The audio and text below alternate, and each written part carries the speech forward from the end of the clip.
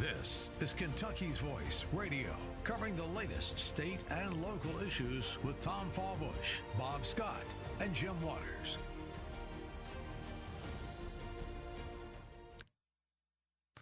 Good morning, Kentuckiana.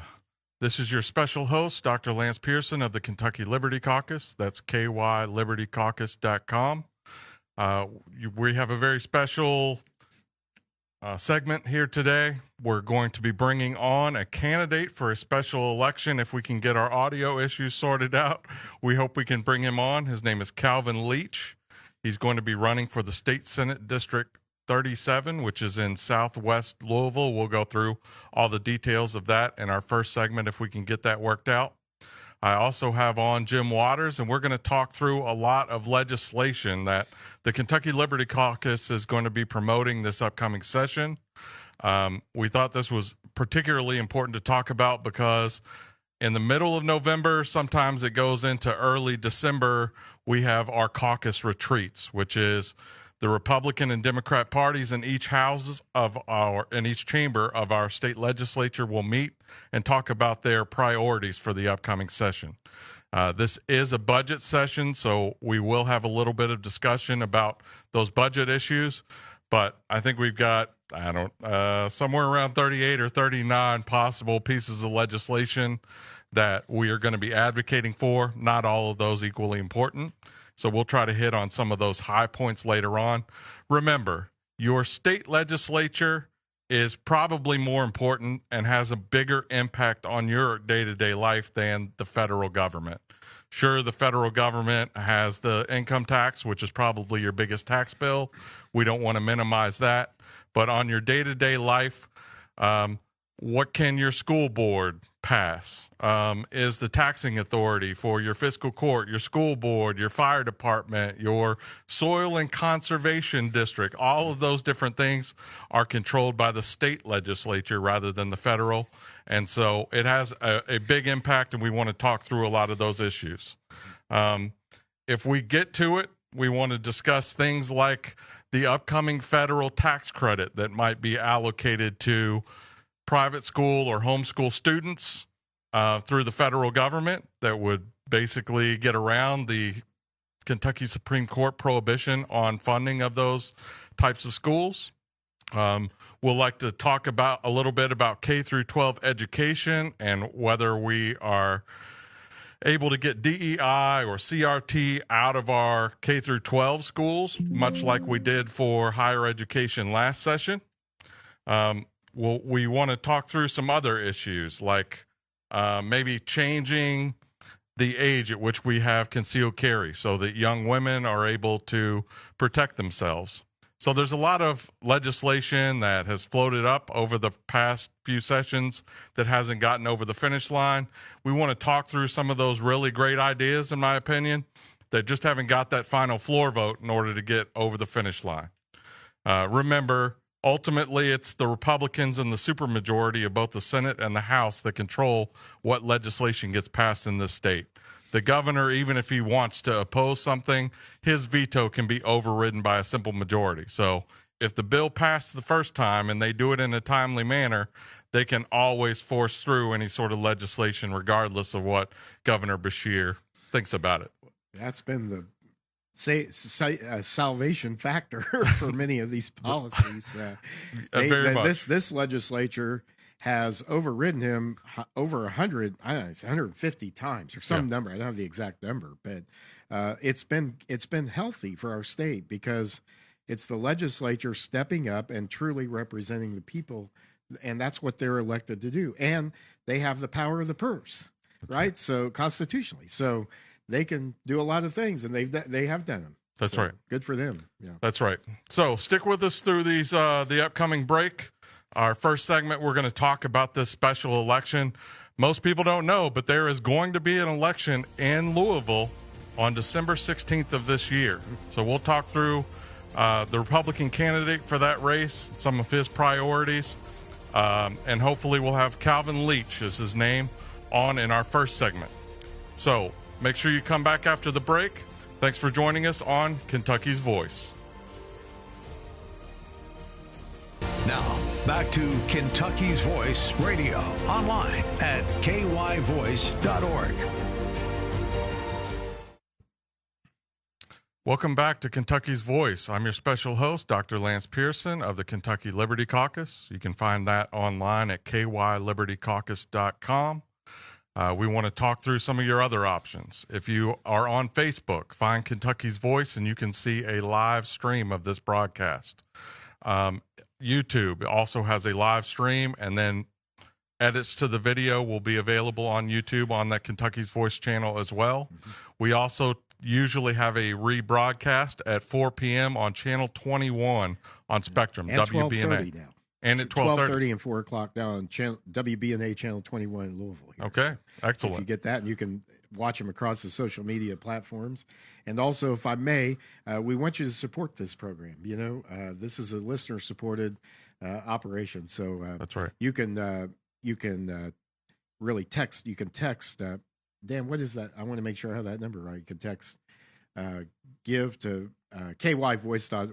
You can give at kyvoice.org. That number is 502-571-0970. That number is to text us with your comments, and you can give at kyvoice.org, and make this part of your. A lot of folks are saying, "Hey, we want a conservative media outlet. We need that here in Kentucky to push back on the legacy media, on the corporate progressive media. This is your voice, Kentucky's voice. This is your voice, and so invest in this. It's a good investment." That's right. And as we know, we need more conservative voices in the Louisville area in particular. Yeah, exactly. So, and it's making a difference. You know, we see movement here on the Metro Council. We see parts of our city that are becoming redder and more conservative and more common sense. You know, hey, common sense policies about crime, about spending, about budgets, about how taxpayer dollars get spent. So that's right. So this is an opportunity to keep that up. That's right. Yep. Okay, we're still trying to sort out some audio issues with our candidate, Calvin Leach, so we may bump that to a little bit later in the show to see if we can get him on directly. Whether we can or not, we will talk over the specifics of that election. It's a very important election for the Kentucky Senate.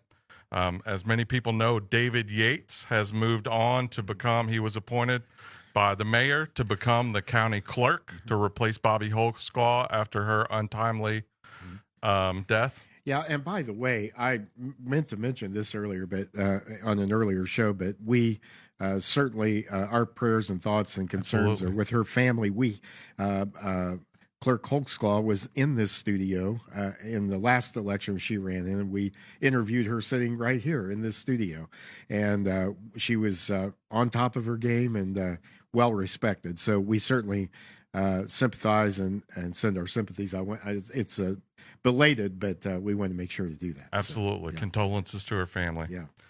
So we're going to start off talking about some legislation that we think would be very important to be pushed by our state legislature. So the first of those we want to talk about is issues related to school choice. Now, just as a reminder, we did have school choice on the ballot for a constitutional amendment, Amendment Number 2. And at the end of 2024, unfortunately, that did not pass. That isn't the end of school choice in Kentucky, however. And so there are various ways that we can give parents more control over the education of their children, including parents that have their children in public school. And so the first of those topics that I want to talk about is something called a Tebow bill. So, as most people know, Tim Tebow was a national championship and Heisman Award-winning college quarterback. What a lot of people don't know is that both of his parents were missionaries, and he was actually homeschooled all through his youth. And the problem came up, what do we do with a person that is among the best handful of football players in the entire country that's homeschooled? And I don't know if you've ever played backyard football, but backyard football doesn't prepare a person for the SEC. It can be dangerous, too. That's right. You don't want to tackle grandma and hurt anyone unless it's tag football. That's right. Yeah. Okay. So and what did he? So he as a homeschooler, how did he end up being able to get a college scholarship? So the Florida legislature, knowing this and being big fans, I'm sure, of Gator football, decided to put in a provision such that if Tim Tebow would attend at least one class at a local high school, he could then participate in the extracurricular activities, in particular football. And so I believe somewhere on the order of 30 states now have some version of this. Yep. Some of the limits to that I don't think are reasonable. Why do we need to have him attend one particular class? Well, this is being discussed. I had a conversation with Representative Timmy Truitt, who's actually has been an opponent of some of our school choice bill, but he's very open to doing some things that might bridge some of those gaps. But that's the approach that they're thinking of, some kind of a hybrid where students would take at least a class, and then I guess they feel like politically that might be easier to deal with. Politically, we have 80% of both chambers of the legislature. Yeah. We don't need to accommodate this, and this is the primary justification for me.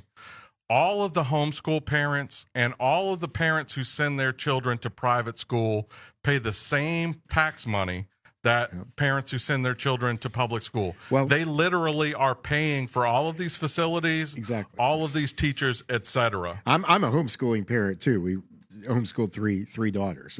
The youngest did a hybrid program. It worked for her. Yeah. It's got to be what works. I guess the question is, if there isn't that recommendation, how would that work? Let's say we had a Tim Tebow that was homeschooled, would he just join up with with a team where he's living at the district? I guess that's how that would work. So it would be, you would only be able to participate in extracurriculars for whichever district you would be assigned if you were going to public schools. Yeah, okay. So it isn't a matter of I can take my kid and take him over. There's not going to be like poaching from one district to the other. Exactly. Or recruiting. We'll put it that way. It's wherever you would wind up if you were going to public schools. That's what school you would be participating in. Look, homeschooling parents pay their property taxes. They pay the school taxes.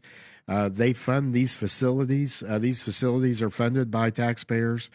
And they need to figure out. I think this can happen. Like you said, we know from all these other states that it can be done. Yeah, and it can even be done in Kentucky. A version of a Tebow bill actually passed the Kentucky House in 2027, sponsored by a guy named Stan Lee, who was in southern Fayette County, Lexington. So this has already passed through. Representative Ryan Dotson, who's now running for U.S. Congress in District 6, he has sponsored this bill multiple times. And then last session, Stephen Doan actually forced a vote on the floor over an amendment to another bill that would add a version of a Tebow bill. Yeah. The version of a Tebow bill that I'm in favor of, however, isn't limited to just sports. And that's where a lot of the focus always comes into it when we're talking about these things. There are many extracurriculars that are being financed by these homeschool and private school parents that their children should have access to. And those include things like plays, if they're putting on a drama plays, debate clubs, chess clubs, really any of these extracurriculars that are happening. And I guarantee that a lot of these activities at the public schools, they could use some more people to participate in all of these extracurriculars. I would think they would. Many of them would welcome it. Now, you got the bureaucrats, the superintendents, who have been our biggest opponents on reform and change and choice. That's right.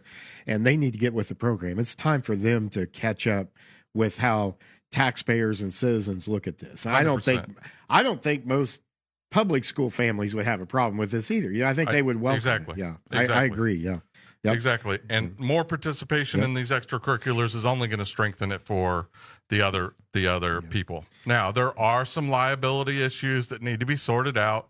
What happens if the private school child comes to public school and gets hurt? So those are things that we can sort out, having private insurance or even just signing a waiver of liability. The public school is not held responsible for anything like that. It's done in different sectors all the time. Yeah. Exactly. So. As our school in most states, as our other options, educational options. 100%. We don't have here.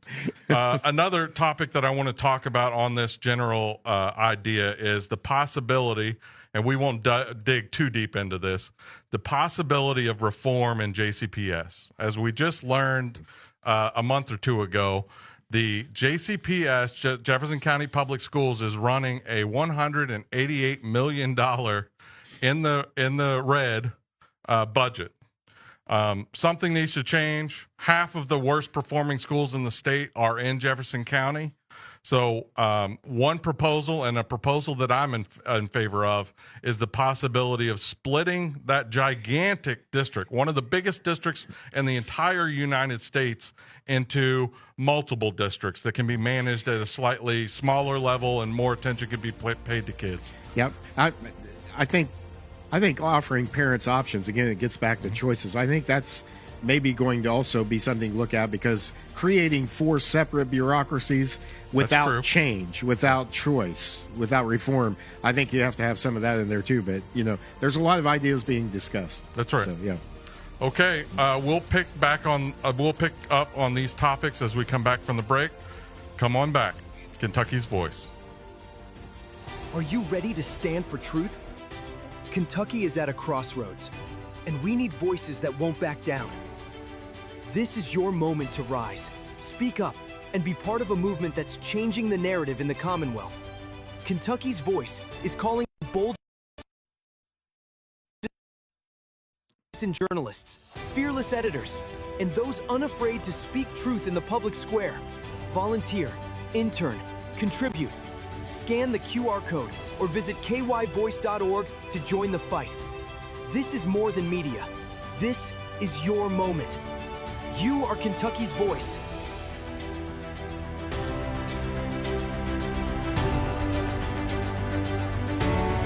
Now, back to Kentucky's Voice Radio, online at kyvoice.org. One, back to you. Welcome back.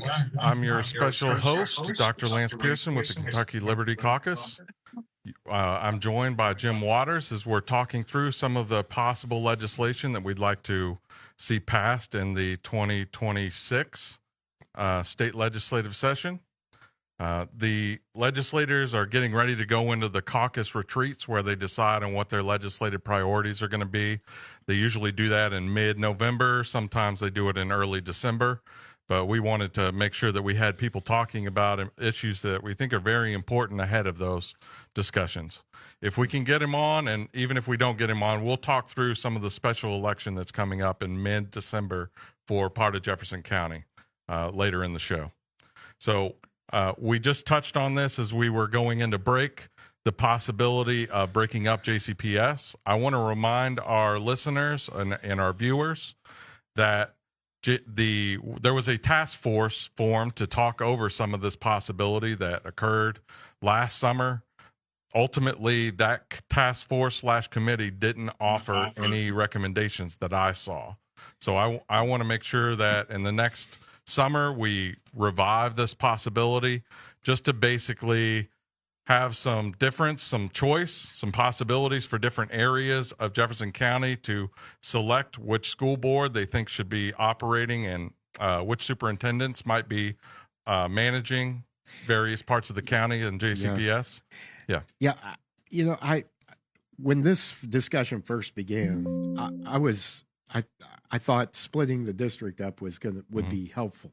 Would be, because it is a big district, like you said, and I don't know that a 4-star general could come in and be the That's right. run this way. I think they'd eat them up and spit them out, chew them up and spit them out. Right? There's over 80,000 children in JCPS. There's 90. Well, 90, there's 90,000 and plus, and it's one of the top. Certainly, it's one of the top largest school districts in America. In fact, when NAEP looks at test scores, they only look at the largest districts, and Jefferson County is the largest district.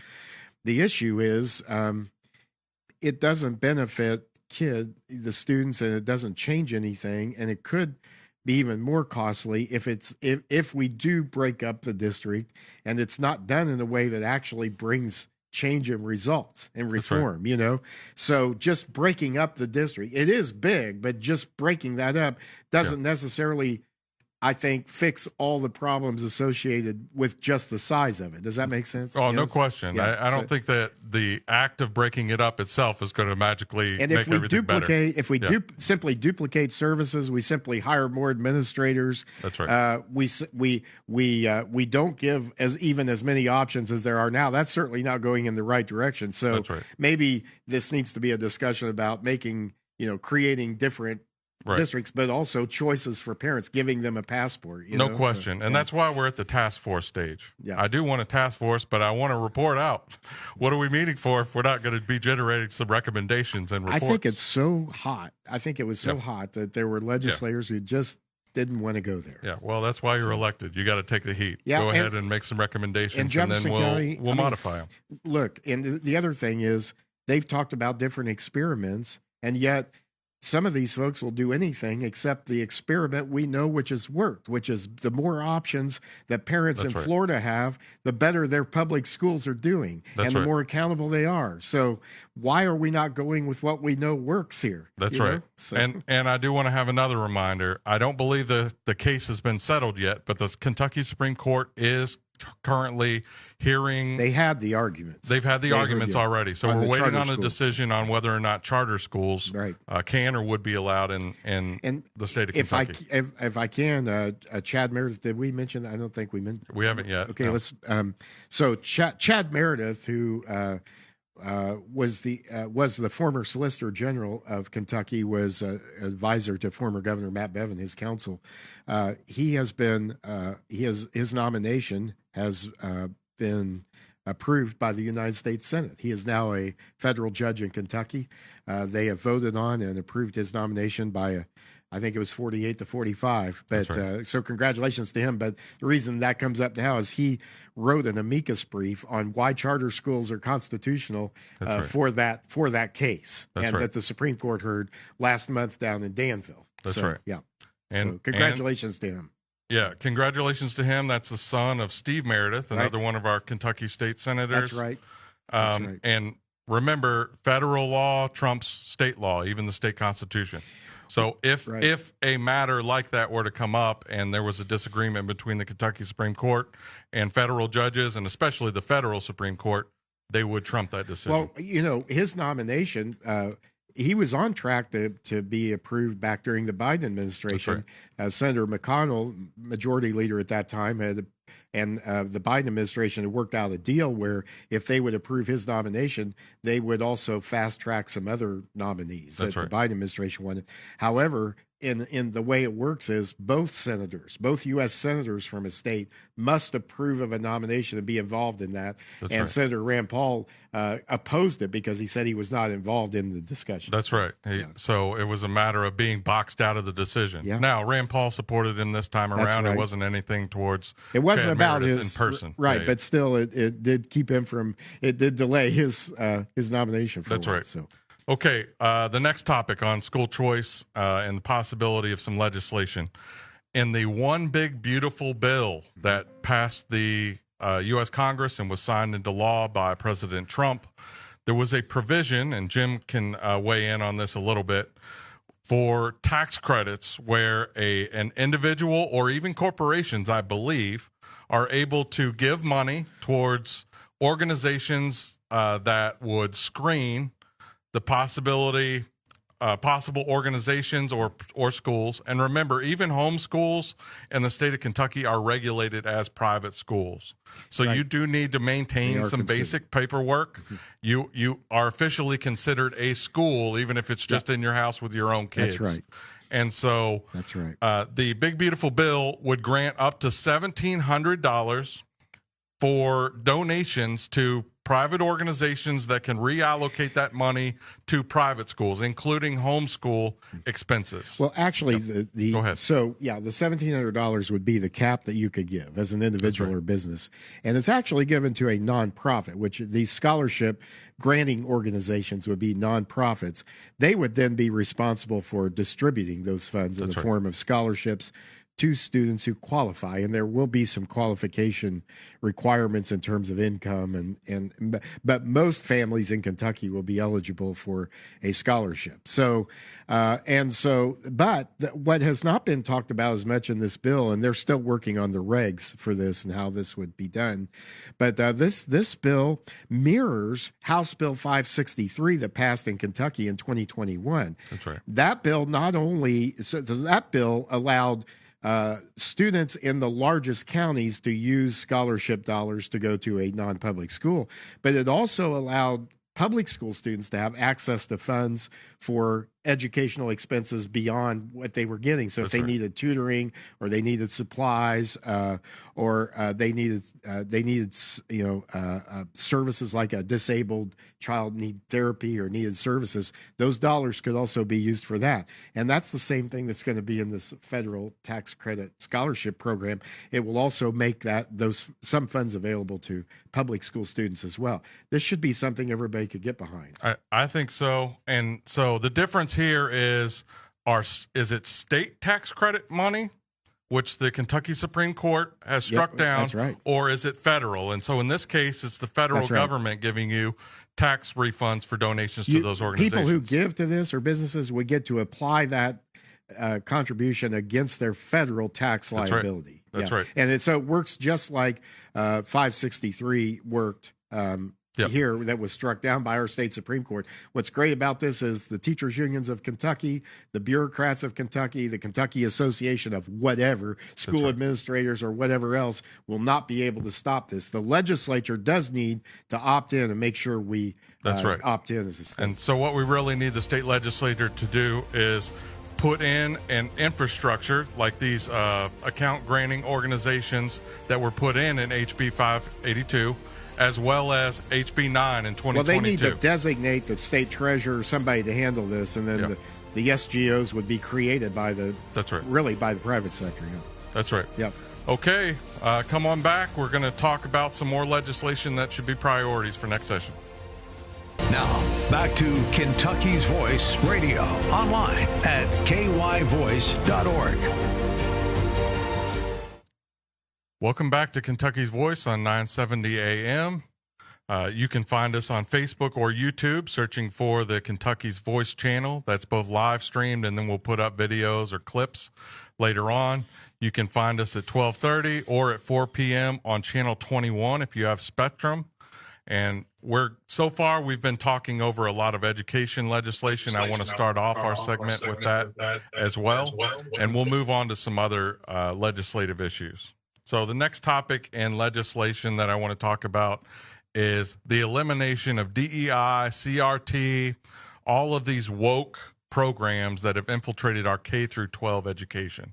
So last session in HB 4, we managed to, with arguable success, some of the universities have managed to sidestep some of that legislative restrictions, but we managed to eliminate a lot of the influence of DEI and racially discriminatory hiring and educational policies at our higher educational institutions. We've seen some results from that, some positive results. UK has really stepped up, and of course they had at one time a doctorate of was it DEI? I don't know what they called it. Yeah, I don't know the name of it, but yeah, they had a doctoral no longer exists, That's right. So that means we're not going to have future business leaders or future principals or superintendents or business or future citizens going through that being brainwashed by that dogmatic DEI.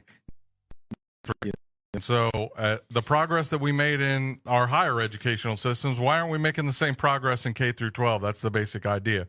We still have all kinds of required educational trainings that have DEI principles in it. There's a lot of activists that are currently employed as K through 12 educators that have no business in our classrooms, if we want to be honest. And certainly the topics that they are talking about, which venture very far from our curriculum standards, need to be eliminated. And what makes that especially problematic, Dr. Pearson, is that we're not teaching kids how to read in our public education system. We're not teaching them, we're not preparing them adequately for the future. certainly at the very least, until we do that, that needs to be the priority of everyone involved in the educational system. That's right. 100%. So there was a bill filed, SB 93, I believe, last session by Stephen Meredith, who we mentioned earlier, with Chad Meredith. I think Lindsay Titchener also has some legislation that she filed in this vein. The bottom line is you shouldn't be required to go through these DEI trainings, and we need to eliminate some of these woke influences from our K through 12 education. This is a captive audience that a lot of activist teachers are using. What we need is our teachers to just be able to focus on teaching what's the curriculum. And that's what we see in charter schools around the country. They're freeing teachers. Teachers, for the most part, really do want to teach. And their hands are tied, and the principals can't make decisions, and it's a bureaucratic, bungled mess is what it is. And part of that is just that influence, like you said, that environment of this DEI that creates this woke environment that messes up the priorities and gets our priorities all out of order. That's right. So we need to return to those. I always say this: let the teachers teach, but make sure that they're teaching what they're supposed to be teaching. Right. And also, by the way, the legislature wanted parents to be involved in the curriculum in making these decisions about what the curriculum. We need to make sure districts are doing that as well. So, yeah. All right. I hear Calvin on. We're going to talk to Calvin in our last segment, but we're going to continue on and talk a little bit about some other legislation. How about on the topic of law, order, and self-defense? A bill that was filed last session by Senator Aaron Reed, would expand concealed carry, or what we actually have in Kentucky is called constitutional carry. Right. You don't need a license in order to conceal carry a firearm as long as you're not a felon, you know, you're not a drug user, et cetera. There's some basic restrictions there, but it's a constitutional right in the Second Amendment of the U.S. Constitution. If you are an 18-year-old young woman who is scared as she's dealing with a society that often views her as prey rather than an important person worthy of self-defense, why don't we allow those people to, of course, we're going to encourage them to get training in firearms. I'll actually go as far as to say I wouldn't mind firearms training in schools. Yeah. So this would change the age, right? That's right. This would lower the age. So right now, everyone over the age of 21 or older has the constitutional right to conceal carry in the state of Kentucky without a license. But we have that little window, 18 to 21. Mm-hmm. What about those people? Well, those people can fight and defend this country. Yep. They can do everything else. They should be able to do that. Also, you know, younger people tend to work like later shifts at night, and I know with young women, this has also been brought up that, you know, there's a lot of shift work that goes on. They might be working at a hospital or a late night restaurant that closes late or whatever, and they're by themselves. They need that protection. 100%, 100%. And so really who this victimizes, the fact that they can't conceal carry. Young women don't like to open carry. They don't like to have a big firearm hanging on their side for whatever reasons. All right. But concealed carry is a very, exactly. But I'll tell you I think it's even more effective not to have it, to conceal it, because a potential bad guy doesn't know. Exactly. Hey, they may have a firearm. And there's far less risk of that firearm being taken away if it's not open. And misused. Yeah, exactly. Right. Yeah. Another law and order issue that has really drawn a lot of attention recently. We do have some provisions in our state law that essentially take the decision away from our parole board whether or not we should be allowing violent criminals back on the street. If those criminals follow certain protocols when they're in prison, they're well behaved. Our parole board can't actually take some of these people that really should not be on the street. They can't keep them there. The criminals can appeal to a judge, and as we know, and we'll talk about this in future shows, some of the judges in Jefferson County in particular have some very appalling records on preventing crime and allowing criminals back on the street. And so T.J. Roberts has actually proposed 2 different pieces of legislation that I think are fantastic. The first, and let me just say, this all got spurred by a case in Versailles. So in Woodford County, Kentucky, where a man broke into a person's house, stabbed a young girl, ultimately got into a violent confrontation with the father of this family, the Tipton family, threw him across the room. He said 10, 15 feet, and then wound up with a kitchen knife, butchering an 8-year-old boy, killing him. Ultimately, that person pled insanity. So they said they were not liable. They were not guilty by reason of mental disease or defect. The jury found that to be the case, and he ultimately got sentenced to, I want to say his original sentence was more than 12 years. I don't think it was more than 20 years. That man, with no input, the parole board was not able to stop this, according to our state law. That man was released from prison after killing an 8-year-old boy after 8 years, only 8 years in prison. Yeah. And this, I know there are people who want to do criminal justice reforms. Absolutely. This does not help that case. Yeah. This does not help the cause. That's right. When you have these kinds of results and consequences, because Absolutely. the number one thing you can argue that local government is tasked with doing is keeping its people and citizens safe. That's right. If you're not safe, you don't have, and the other liberties we have really become meaningless. Absolutely. You know? And so I know there's important, what I hate about this too is there are important reforms that need to be done, but folks aren't in a mood to do that. You know, right. Our leadership is in a mood to crack down on this, and I get it. I understand why. That's right. You know? I mean, when we're letting a person who murders an 8-year-old boy in cold blood out of prison for 8 years without really the parole board being able to stop it, that's a problem. Yeah. Another aspect of that case that needs to be addressed, and T.J. Roberts has proposed this as well. In that case, Ronald Exantis was found not guilty of the murder because of insanity, but lesser parts of the charges, he was not found not guilty by that reason. So the general idea here is, if you're insane and therefore not fully guilty for your actions in one of the cases, all of the cases that are associated with that crime need to have the same designation. So it was like the lesser things, breaking and entering, those sorts of things. He was not regarded as not guilty by reason of mental disease or defect. A couple of years ago, the legislature passed House Bill 5, a huge omnibus, 14-part the Safer Kentucky Act. Criminal Act. Really, it was designed to strengthen sentencing. And so I think we're going to hear some more about this. Like you said, I think also it's going to be interesting to see how that bill's actually working in terms of reducing criminal rates. We certainly hear about the dramatic cases. Hopefully we should all hope that crime is going down and that we become less, that there's less of an opportunity for that to happen to us. But I think there's much more work to be done on this to make it, we need to have that balance where we're giving people that aren't violent an opportunity to re-enter our society if possible, be productive citizens. That's right. On the other hand, we need to lock violent folks up and throw the key away. That's right. Now, I want to remind everyone this is a budget year. So the legislature will be handling budget.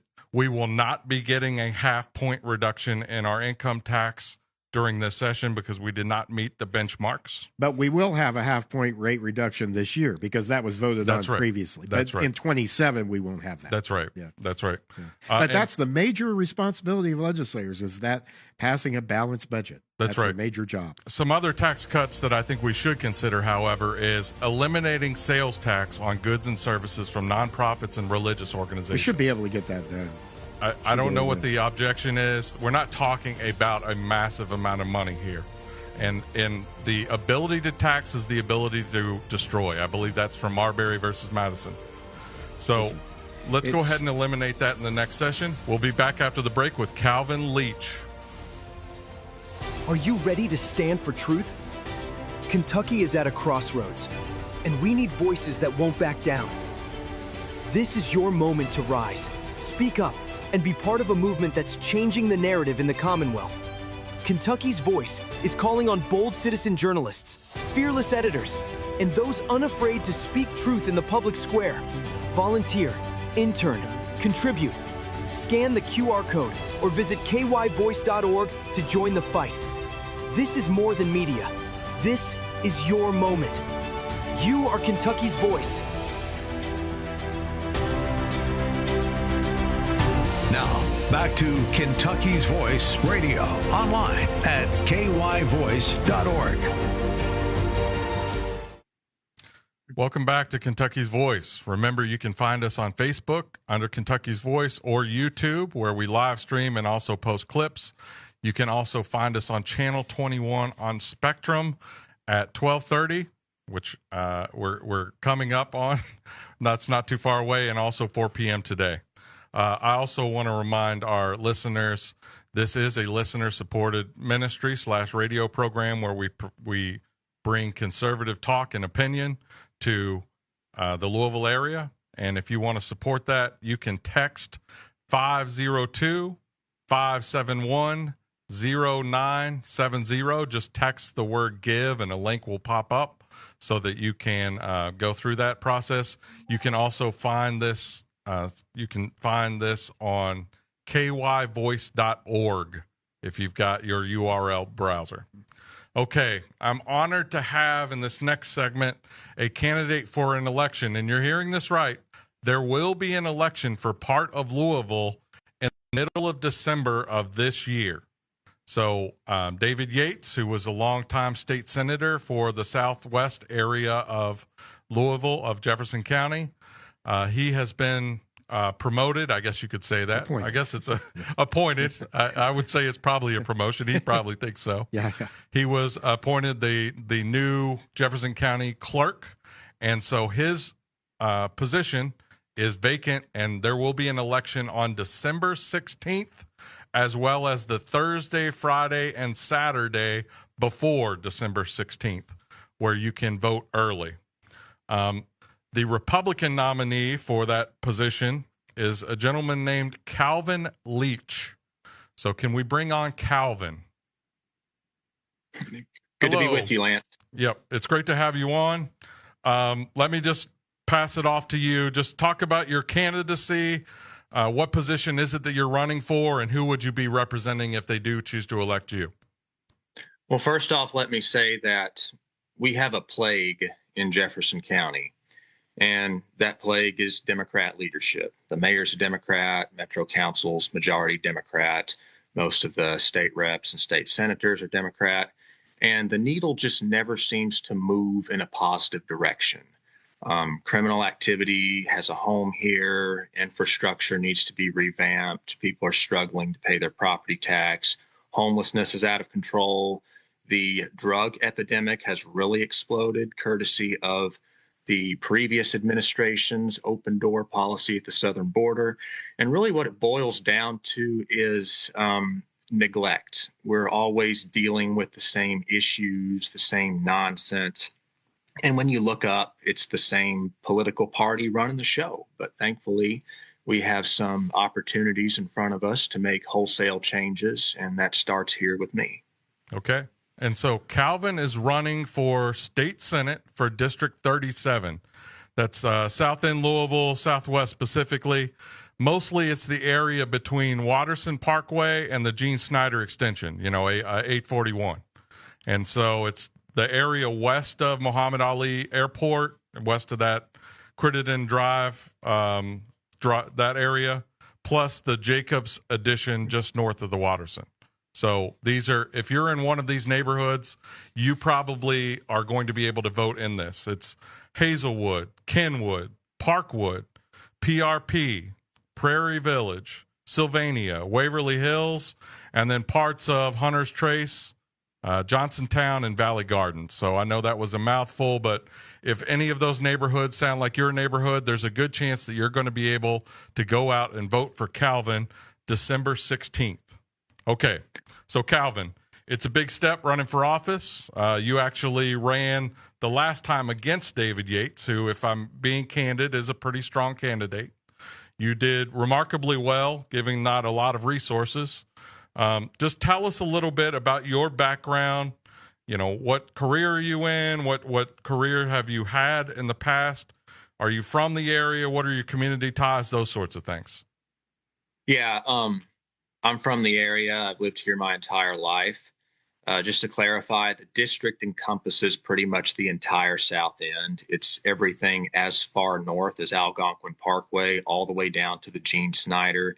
And it actually stops at Strawberry Lane going east and on Old Cane Run Road going towards the west. But I don't have a background in politics apart from serving as a legislative aide briefly in Councilman Rick Blackwell's office.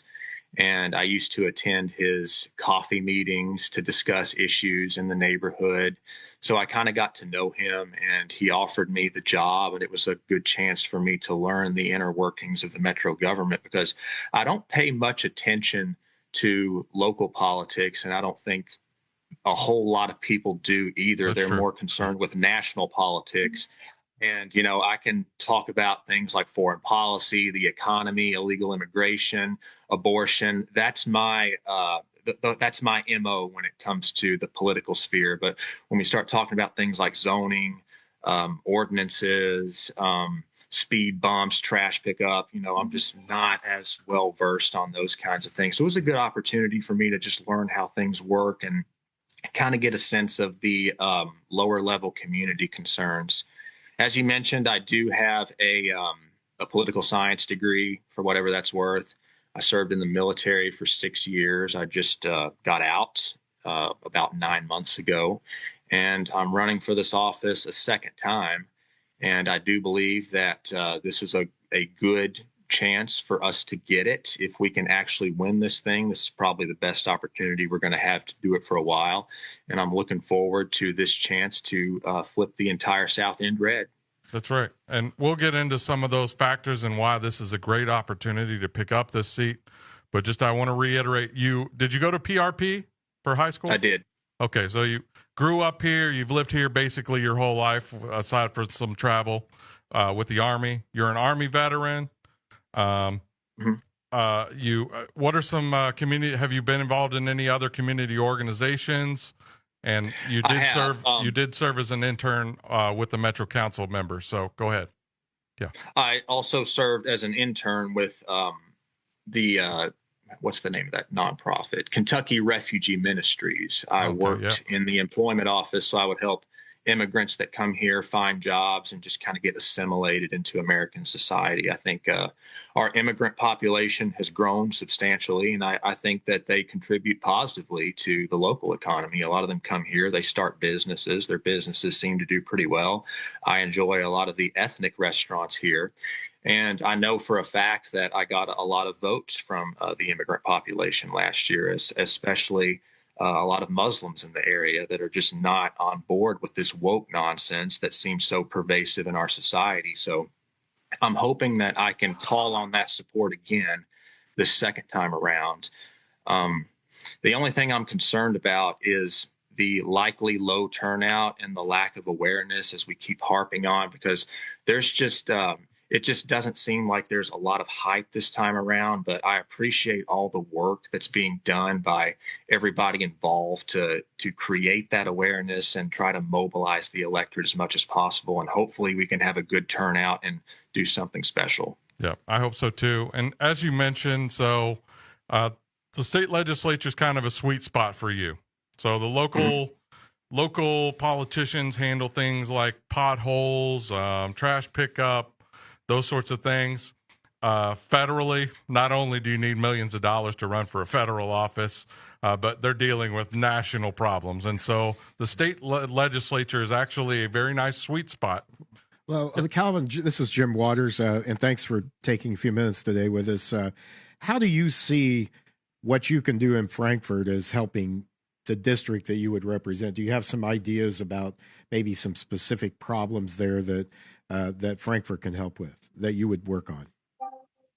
I've been brainstorming quite a bit. And, you know, when I get out here and canvass, it's not just about me trying to drum up support. It's also trying to get a sense of the community concerns. And I can tell you unequivocally that the concern that's at the top of everyone's mind right now is the criminal element. We have to find a way to curb it. In 2023, just to throw out some numbers, we had 136 homicides. Last year, we had 141. Shootings have been way up. Armed robberies have skyrocketed. So I haven't checked the numbers for this year, but I'm pretty sure there is a slight upward trajectory going on. I don't see anything getting better anytime soon with that.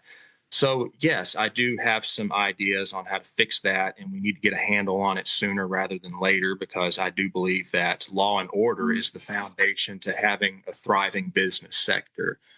We can't bring in sustainable jobs and have thriving communities unless we get the crime down. We have to have safe communities. And I think that is the primary responsibility of government, to protect its citizens. If we're not doing that, we're not doing our job, point blank, period.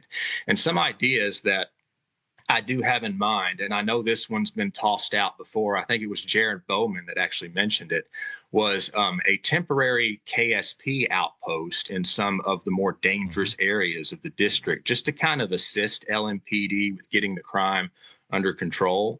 I know there was a lot of pushback with that when he suggested it, or whoever it was, I can't recall exactly.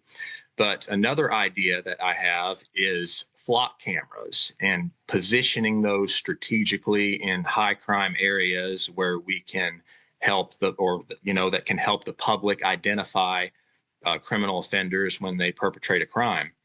And I've also explored the possibility of utilizing the National Guard. We do have a National Guard outpost here. And they do assist with public events, especially big major events like the Derby. You see them every year there, working alongside the LMPD with things like crowd control, traffic facilitation, things like that. So I don't see any reason why that same thing wouldn't work in these communities, particularly in the northern part of the district where it's more dangerous. That's right. And another thing that I'm taking a hard look at is the reallocation of confiscated firearms by law enforcement, and that is the KSP and municipal departments as well. I think they should go to low-income, law-abiding citizens who can pass a background check, pass a drug test, but simply can't afford a firearm. I think that'd go a long way towards making our communities safer. Okay, thank you. So definitely, crime is going to be a focus. The biggest pitch that I have for Calvin is a Republican. There are 32 Republicans and 5 Democrats in our state Senate. I believe I can only think of 2 pieces of legislation last session passed by a Democrat. Put Calvin in, and you're actually going to be able to bring back some things to the South End, because the South End needs some funds in order to develop. Find Calvin on Facebook at Calvin4KY Senate, and he will have information for you.